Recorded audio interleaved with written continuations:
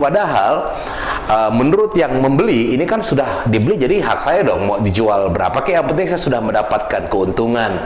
Nah, kenapa pula kemudian saya harus mengikuti bahasanya gitu ya dari perusahaan. Nah, sebenarnya bagaimana Islam memandang hal seperti ini, Kiai? Assalamualaikum warahmatullahi wabarakatuh. Waalaikumsalam warahmatullahi wabarakatuh. Kiai, apa kabar Kiai? Alhamdulillah, Mas Agus. Ya, saya mau menyapa dulu nih sahabat Amanah TV. Sekarang kita di studio Amanah TV, dan sekali lagi kita hari ini akan ngobrol-ngobrol dengan narasumber kita, Kiai Holil Nafis. Baik Kiai, ini terus terang ada sedikit kegundahan ini. Ya. Pertanyaan dari teman-teman dari British Propolis, ya beliau atau mereka ini menanyakan tentang harga produk sebenarnya. Jadi permasalahannya itu mereka kan membeli sebuah produk ini. Nah, dengan harga misalkanlah 150.000.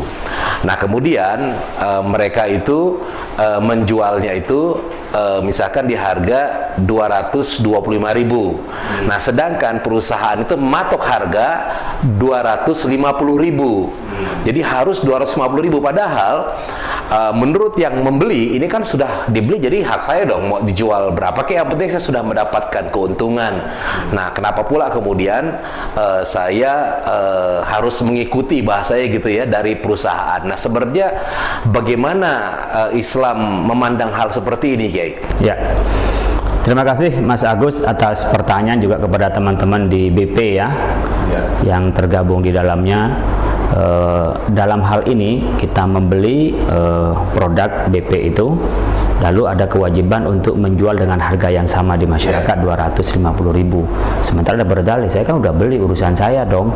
Saya mau bayar, mau jual berapa terserah saya. Bahkan dijual rugi pun juga boleh, apalagi masih untung gitu loh. Jadi tidak harus sama. Dalam hal ini ada dua masalah dalam fikih.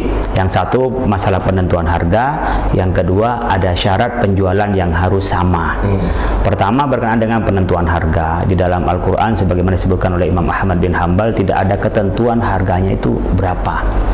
Itu diserahkan kepada publik. Pasar maksudnya? Ada pasar seperti apa. Bahkan ketika Rasulullah SAW itu diminta oleh para sahabat untuk menentukan harga karena harga tidak stabil di pasar, Nabi mengatakan selama itu tidak ada kecurangan, Allah lah yang maha memberi harga. Jadi tidak mau matok itu. Jadi harga diserahkan kepada hukum pasar. Tapi menurut Imam Al-Ghazali, ya sudahlah, yang wajar saja, bisa 5, bisa 10%. Intinya tidak ada keterangan yang pasti dari Al-Quran dan hadis yang wajib mematok harga. Itu dikembalikan kepada pasar. Nah, di dalam penentuan harga ini ya tentunya kembali kepada yang layak. Mau dihargain berapa terserah. Nah, apalagi di situ tidak ada kecurangan, ya silahkan, harga itu adalah kebebasan kita bersama.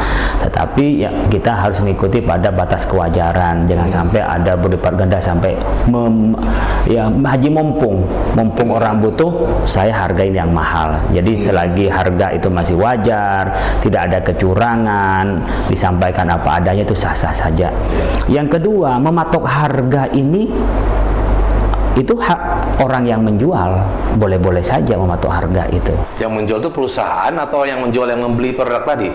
Ya, perusahaan yang berhak untuk menentukan harga. Tapi orang yang membeli harus dengan syarat menjual seperti ketentuan dari perusahaan, itu namanya mensyaratkan kepada pembelian sesuatu itu. Nah, memberikan syarat itu memang khilafi antara ulama ya. Ada yang mengatakan nggak boleh ngasih syarat dong. Tetapi boleh saja kalau di dalamnya adalah maslahah. Al-aslu fil muamalah al-ibahah. Dasar pada muamalah itu boleh. Ya, di sini ketika ada kesepakatan antara mereka, nih kamu boleh bergabung loh dengan BP, Anda bisa jadi agen, tapi penjualan harus semua sama. Untuk melindungi apa? Agen-agen yang kecil, penjual-penjual yang kecil. Karena nanti kalau ada penjual yang besar di drop dengan harga yang murah, kan yang kecil nggak laku. Maka untuk menjaga kemaslahatan ini, maka harganya disamakan semua. Itu boleh. Ya, karena kita diperintahkan aufu bil uqud, untuk melaksanakan akad kita, janji kita. Al muslimuna ala syurutihim illa syartan harrama halalan aw halala haraman.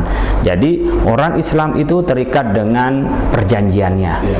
kecuali janji itu menghalalkan yang haram atau mengharamkan yang halal.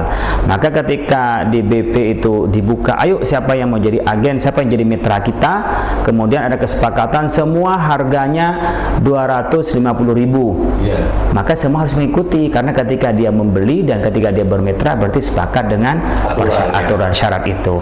Tetapi anjuran saya barangkali karena ini sifatnya kemitraan gitu, bisa saja ketika mereka menjadi mitranya atau menjadi agennya itu dituangkan dalam bentuk perjanjian tertulis, sehingga tidak hanya di lisan ke lisan, tapi lebih kuat secara hukum ya. Hukum Indonesia lebih kuat daripada sekedar lisan-lisan. Oleh karena itu jawaban saya, menentukan harga itu hak penjual dan hak pembeli untuk menerima ridho dengan hal itu.